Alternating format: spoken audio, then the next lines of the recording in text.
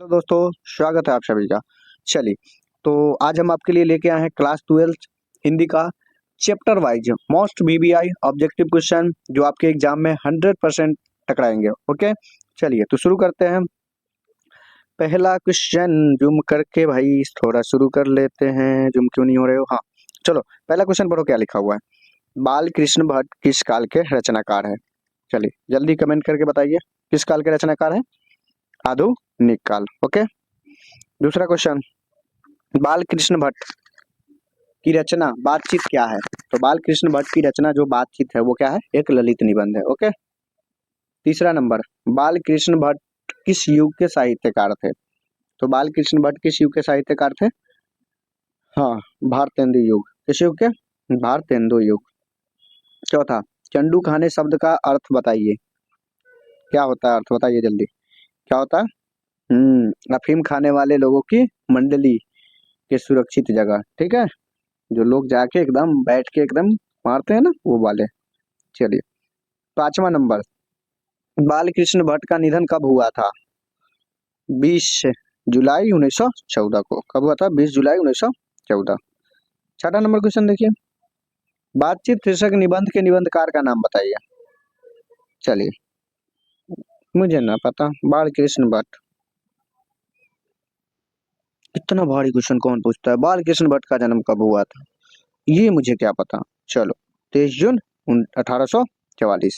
चलिए, आठवां number question देखिए, बाल कृष्ण भट्ट का निवास स्थान कहाँ था?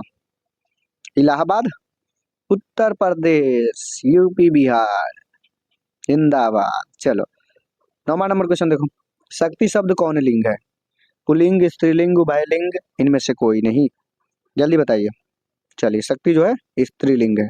चले समझे। चलिए अगले चैप्टर में बढ़े। चलिए, तो दूसरे चैप्टर में आइए। उसने कहा था चंद्रधर शर्मा गुलेरी के द्वारा लिखा गया है। पहला क्वेश्चन देखिए, उसने कहा था किस वर्ष की रचना है? तो ये 1915 की रचना है। कब की रचना है? 1915 की। चलिए, दूसरा नंबर क्वेश्चन देखिए, उसने कहा था शीर्षक कहानी के रचयिता का नाम बताइए। तो चंद्रधर शर्मा गुलेरी, उत्तर हो जाएगा क। चलिए, तीसरा नंबर क्वेश्चन देखिए दोस्तों, तीसरा नंबर क्वेश्चन है चंद्रधर शर्मा गुलेरी का जन्म कब हुआ था? तो 7 जुलाई 1883 को इनका जन्म हुआ था। ओके, चलिए अगला क्वेश्चन देखिए, चौथा नंबर क्वेश्चन, चंद्रधर शर्मा गुलेरी का निधन कब हुआ था? तो इनका जो निधन हुआ था ये 12 सितंबर 1922 को हुआ था। ओके, पांचवा नंबर क्वेश्चन देखिए, चंद्रधर शर्मा गुलेरी का जन्म कहाँ हुआ था? ठीक है, जल्दी बताइए कहाँ जन्म हुआ था, कमेंट करके। चलिए, जयपुर, राजस्थान में। ओके, चलिए अगला क्वेश्चन देखिए, छठा नंबर क्वेश्चन है, गुलेरी जी ने किन पत्रिकाओं का संपादन किया? गुलेरी जी ने किन पत्रिकाओं का संपादन किया? चलिए जल्दी कमेंट करके बताइए किन पत्रिकाओं का संपादन किया। चलिए, बहुत अच्छा। किसका किया? समालोचक और काशी नगरी प्रचारिणी पत्रिका। ओके, चलिए सातवां नंबर क्वेश्चन देखिए, किन विषयों पर गुलेरी जी ने लेखन किया? तो उनका जो लेखन का जो क्षेत्र था वो बहुत बड़ा था। मतलब प्राच्य विद्या, इतिहास, पुरातत्व, भाषा विज्ञान, समय समसामयिक विषय, ये सारे पे लिख लिखते थे। यानी कि हो जाएगा उपयुक्त तो तीनों। आंसर हो जाएगा, उत्तर हो जाएगा घ। चलिए, आठवां नंबर क्वेश्चन देखिए, भाई यहाँ पे थोड़ा गड़बड़ है। तो यहाँ पे क्या है, गुलेरी जी के प्रमुख निबंधों के नाम बताया। तो गुलेरी जी के जो प्रमुख निबंध है उसमें आप देखें तो यहाँ पे आप देखेंगे तो कछुआ धर्म भी उनका निबंध है, डिंगल और संस्कृत की टिप्पणी और पुरानी हिंदी, देवनायाम प्रिय, हाँ ये सब है। तो उत्तर हो जाएगा घ। क्या हो जाएगा? घ उत्तर हो जाएगा। चलिए अगला क्वेश्चन, नौवां नंबर देखिए, किस पाठ में यह युक्ति आई है मृत्यु के कुछ समय पहले स्मृति बहुत साफ हो जाती है? तो ये किस पाठ में आया है? चलिए जल्दी बताइए। उसने कहा था, कहा किस पाठ में आया था? उसने कहा था। चलिए, मिलते हैं अगले चैप्टर में। चलिए बढ़िए, आगे आगे बढ़ते। ओके, बस।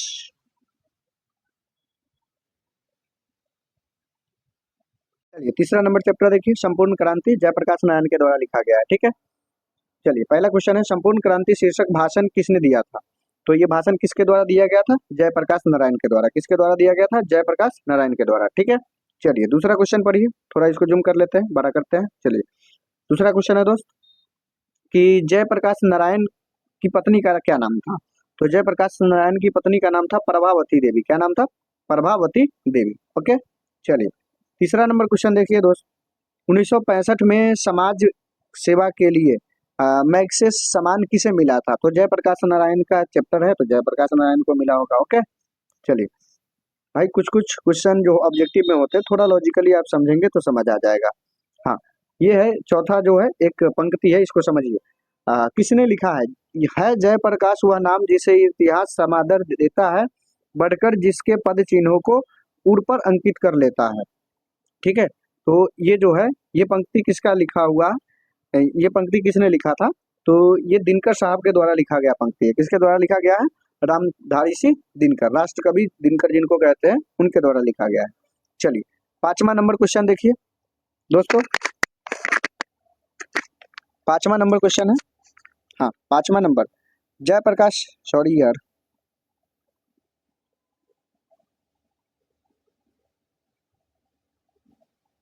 हाँ पांचवा नंबर क्वेश्चन है, जयप्रकाश नारायण के बचपन का नाम क्या था? तो जयप्रकाश का जो बचपन का नाम था वो क्या था? बाउल। क्या उनको लोग प्यार से क्या बुलाते थे? बाउल बुलाते थे।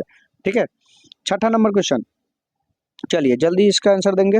जयप्रकाश नारायण का जन्म कब हुआ था?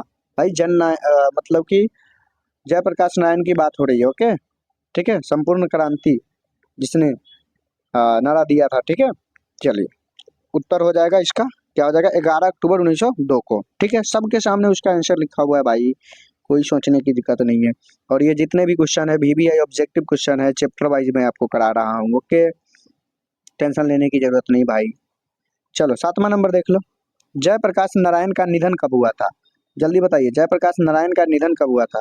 8 अक्टूबर 1979 को। कब हुआ था? 8 अक्टूबर 1979 को। ओके, चलिए आठवां क्वेश्चन, जयप्रकाश नारायण का जन्म स्थान कहाँ है?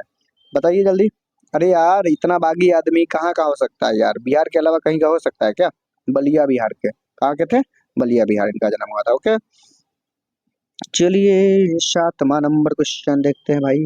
हाँ, जयप्रकाश नारायण को लोग क्या कहने लगे? बताइए जल्दी, कमेंट करके बताइए, बताइए जल्दी। लोक नायक। क्या नाम था इनका? लोक नायक जयप्रकाश नारायण। ठीक है,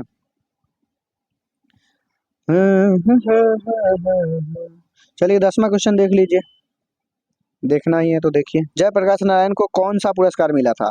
जल्दी बताइए, कौन सा पुरस्कार मिला था? चलिए मैग्सेस सामान्य एवं मैग्सेस समान, यार समान है, सामान्य नहीं, समान। क्या? समान, मतलब समान को भी सामान्य बना दे रहा है।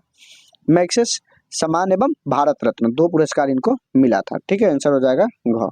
ठीक है, ये घ जो है यहाँ पे छुप गया है आके। ठीक है, अगला देखिए 11 नंबर, संपूर्ण क्रांति वाला पाठ भाषण के रूप में, ठीक है, गांधी जी क्या क्वेश्चन है भाई, जूम करके इसको पढ़ो यार, दिक्कत हो रहा है इसको। हाँ, 11 नंबर क्वेश्चन है, संपूर्ण क्रांति वाला जो पाठ भाषण के रूप में गांधी मैदान में जेपी ने कब दिया था?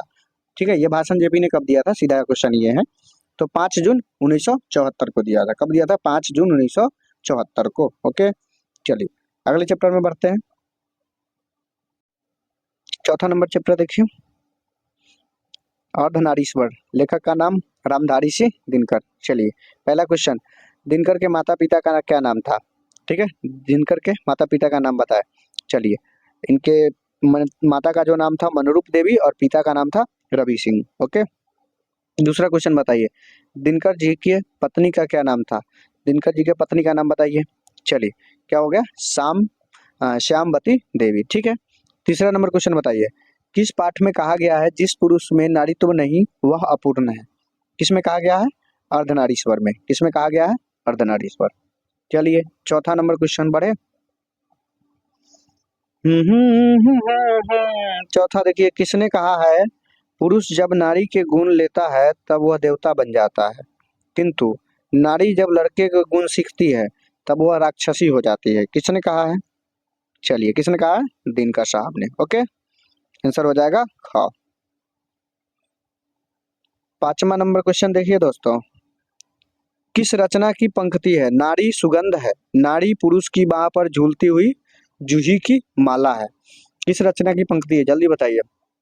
अर्धनारीश्वर। ओके, चलिए छठा नंबर बताइए। अर्धनारीश्वर का किस विद्या से संबंध है? तो ये जो है एक निबंध है। क्या है? निबंध। उत्तर हो जाएगा क। चलिए 7वां नंबर क्वेश्चन देखिए, अर्धनारीश्वर शीर्षक निबंध के निबंधकार का नाम बताइए। जल्दी बताइए। रामधारी सिंह दिनकर। ओके। 8वां नंबर, जल्दी कमेंट करेंगे।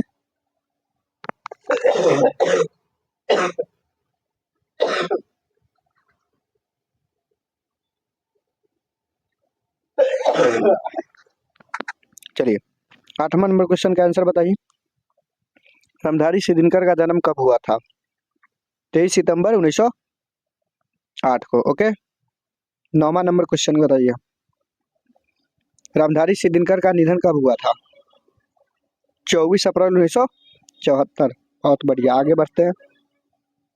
10 नंबर, रामधारी सिंह दिनकर का जन्म कहाँ हुआ था?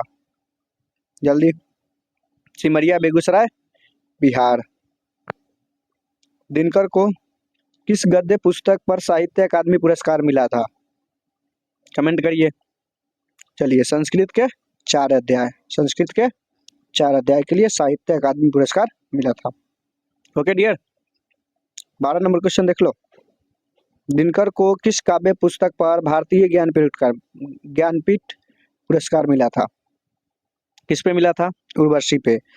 और साहित्य अकादमी पुरस्कार संस्कृत के 4 अध्याय, याद कर लो भाई, इंपॉर्टेंट। अगला क्वेश्चन, दिनकर किस युग के कवि थे? मुझे नहीं पता। अरे यार, छायावाद उत्तर युग के थे। ठीक है, चलिए हो गया। मिल अगले चैप्टर में बढ़े। चलो 5वां नंबर चैप्टर है। 5वां नंबर चैप्टर देखिए, रोज कहानी है। ठीक है, ये क्या है? कहानी है। ठीक है, और ये किसके द्वारा लिखा गया है? सच्चिदानंद हीरानंद वात्सन अगे। ठीक है, इनको हम प्यार से बोलते हैं अगे जी। ठीक है, तो अगे जी का पूरा नाम बताइए। सच्चिदानंद हीरानंद वात्सन अगे। जूम कर लो भाई, जूम। ओके, चलो अगे जी का पूरा नाम बताइए। सच्चिदानंद हीरानंद वात्सन अगे। ठीक है, रोज कहानी की नायिका कौन है? बताइए जल्दी। मालती। अरे यार, हाँ भैया। रोज शीर्षक कहानी के कहानीकार का नाम बताइए। सच्चिदानंद हीरानंद वात्सन अगे। चलिए चौथा नंबर, अगे जी का जन्म कब हुआ था? चलिए जल्दी कमेंट करेंगे। 7 मार्च 1911। बढ़िया, एक बार लिख दो कमेंट में यार, आ जाएगा लिखने। चलो 5वां, अगे जी का निधन कब हुआ था? अगे जी का निधन कब हुआ था? 4 अप्रैल 1987 को। ओके। अगे जी का जन्म कहाँ हुआ था? अगे जी का जन्म कहाँ हुआ था? चलिए, कहाँ हुआ था? कसैया, कुशीनगर, उत्तर प्रदेश में। ओके। चलिए 7वां नंबर क्वेश्चन देखिए, अगे जी का मूल निवास कहाँ था? ये मूल रूप से न करतारपुर पंजाब के रहने वाले थे। कहाँ पे? पंजाब के रहने वाले थे। ठीक है, अगे जी। रोज शीर्षक कहानी का पूर्व नाम क्या था? एक और नाम था इसका, लेकिन लेखक ने इसे अच्छा नहीं समझा तो इसलिए नहीं रखा। क्या क्या नाम था इसका? गैंग्रीन। क्या? गैंग्रीन। इस कहानी में गैंग्रीन से संबंधित एक बीमारी के बारे में बताया गया है। गैंग्रीन इसका नाम है, तो इसलिए इसका नाम गैंग्रीन रखा गया था, लेकिन बाद में लेखक को अच्छा नाम लगा, रोज रखा उसने। विस्मय शब्द का अर्थ बताइए। तो विस्मय शब्द का अर्थ क्या होता है? अचरज। अचरज में पढ़े हो कभी? हाँ, वही वाला। चलिए, वामता शब्द का अर्थ बताएं। वामता। अरे सर, विज्ञान में कहाँ घुस गए? अरे भाई, ये आता है। चलो, तो वामता का मतलब क्या होता है? विपरीत। क्या होता है? विपरीत। अकथ्य शब्द का अर्थ बताइए। अकथ्य किसका? अकथ्य। तो अकथ्य का नाम, अकथ्य का कभी नाम सुने? ठीक है, क्या हो जाएगा? जिसे कहा न जा सके। ओके, चलिए हो गया। अगले चैप्टर में बढ़े। 6ठा नंबर चैप्टर है, एक लेख और एक पत्र। भगत सिंह का लिखा हुआ है। जब भगत सिंह जेल में थे तो उन्होंने वहां से लिखा था। ओके, पहला क्वेश्चन है, एक लेख और एक पत्र के लेखक कौन है? एक लेख और एक पत्र के लेखक कौन है? रामधारी सिंह दिनकर, भगत सिंह, चंद्रशेखर आजाद, राजेंद्र प्रसाद। कौन है? भगत सिंह। यार एक ही कलर देखते देखते आँख थोड़ा खराब हो रहा है मेरा यार। चलो पीला दिखाता हूँ तुम्हें। हाँ हाँ मस्त है ना। चलो दूसरा, भगत सिंह के पिता और चाचा किसके सहयोगी थे? किसके सहयोगी थे? बटुकेश्वर दत्त के। किसके? बटुकेश्वर दत्त। नाम सुने हो? अरे नाम ही काफी है यार, ऐसे ऐसे लोगों का नाम नहीं सुने तो धरती पे हो ही क्यों तुम। भगत सिंह का जन्म कब हुआ था जल्दी बताइए। चलिए 28 सितंबर 1907 को। 28 सितंबर 1907 को। याद कर लो यार। भगत सिंह को फांसी की सजा कब मिली थी? अगर नहीं याद तो यार मैं क्या कहूँ तुम्हें। चलो जल्दी बता दो। कब मिला था? 23 मार्च 1931 को। 23 मार्च 1931 को। Okay dear. 5वां नंबर क्वेश्चन बताइए। भगत सिंह का जन्म कहाँ हुआ था? अभी वो फिलहाल जो जगह है वो कहाँ पे है? अभी वो पाकिस्तान में है, ठीक है। अब बता दो। तो कहाँ हुआ था? लायलपुर, पाकिस्तान। ओके। चलिए 5वां नंबर क्वेश्चन। भगत सिंह के माता पिता का क्या नाम है?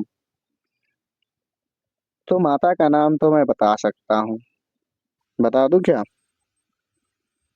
विद्यावती। चलो उसके बाद तो पिता का नाम तो तुम्हें पता हो गया, सरदार किशन सिंह, ठीक है। 5वां नंबर क्वेश्चन। भगत सिंह की पहली गिरफ्तारी कब हुई थी? चलिए कब हुआ था? अक्टूबर में।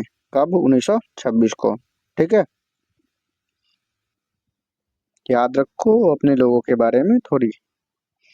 चलो 8वां क्वेश्चन। किसने कहा है जब देश के भाग्य का निर्णय हो रहा हो तो व्यक्तियों के भाग्य को पूर्णतः भुला देना चाहिए?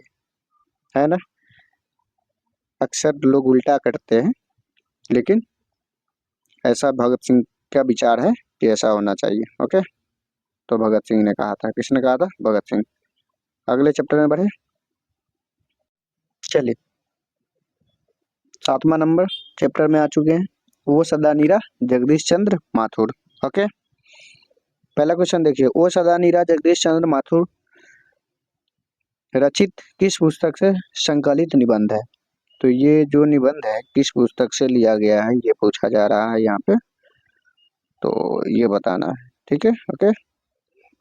तो जल्दी बताइए किस पुस्तक से लिया गया है? बोलते क्षण। ओके।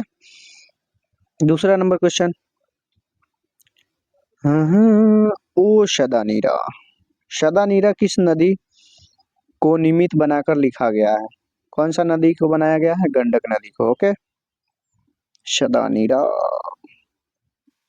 वो सदा नीरा शीर्षक किस संबंध मतलब कि शीर्षक का संबंध किस विद्या से है? जल्दी बताइए। किससे? निबंध से है। बढ़िया। आगे बढ़े। देख लो भाई, देख लो एक बार। चलो 4था नंबर। ओ सदा नीरा निबंध। ये क्या डांस कर रहे हो जी? ओ सदा नीरा निबंध के निबंधकार का नाम बताइए। जगदीश चंद्र माथुर। टीयर याद कर लो याद। 5वां नंबर। जगदीश चंद्र माथुर का जन्म कब हुआ था? जल्दी बताइए। 16 जुलाई 1917। गुड। 6वां नंबर क्वेश्चन देखिए दोस्त। जगदीश चंद्र माथुर का निधन कब हुआ था? चलिए जल्दी बताइए। 14 मई 1978। कब हुआ था? 14 मई 1978। ओके। चलिए 7वां नंबर क्वेश्चन देखिए। जगदीश चंद्र माथुर का जन्म कहाँ हुआ था? 7वां नंबर है। जगदीश चंद्र माथुर का जन्म कहाँ हुआ था? चलिए जल्दी बताइए।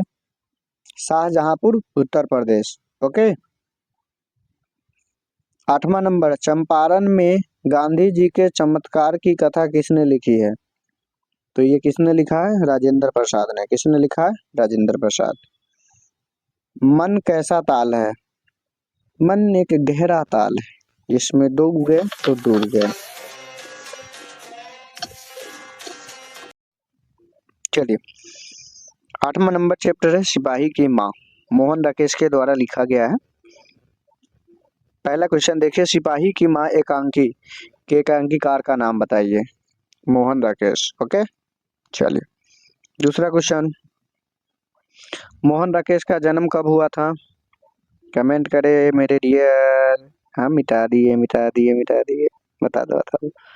कब हुआ? 8 जनवरी 1925। हो गया।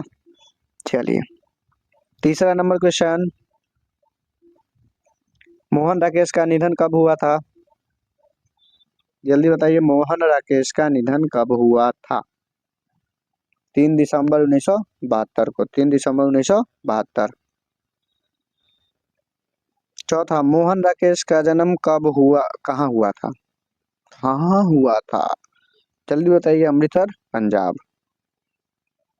5वां नंबर, मोहन राकेश के बचपन का नाम क्या था? मदन मोहन गुगलानी, कृष्ण मोहन गुगलानी, राधा कृष्ण गुगलानी, राम कृष्ण गुगलानी। बताओ भाई। मदन मोहन गुगलानी। ओके, मोहन राकेश का बचपन का नाम था। Okay dear. 6ठा नंबर क्वेश्चन यार, आखिरी चट्टान तक नामों की यात्रा वृतांत किसने लिखा है? आखिरी आखिरी चट्टान तक, ठीक है। क्या नाम है? आखिरी चट्टान। भाई इतना क्रांतिकारी इंसान मोहन राकेश साहब ही हो सकते हैं। चलिए उत्तर हो जाएगा कहो। 7वां नंबर क्वेश्चन, सिपाही की मां शीर्षक किस एकांकी किस संग्रह से ली गई है? ठीक है, किससे लिया गया है? अंडे के छिलके और अन्य एकांकी। ठीक है, आंसर हो जाएगा का। हाँ। किस पात्र का कथन है, भैया मेरे लिए जो करेला लाए हुए तारे और बंदों से करो से भी अच्छे होंगे। ये क्वेश्चन छोड़ दो यार, ठीक है। 8वां नंबर क्वेश्चन छोड़ो, आगे बढ़ते हैं। आगे क्वेश्चन नहीं, चलो अगला चैप्टर देखते हैं क्या है।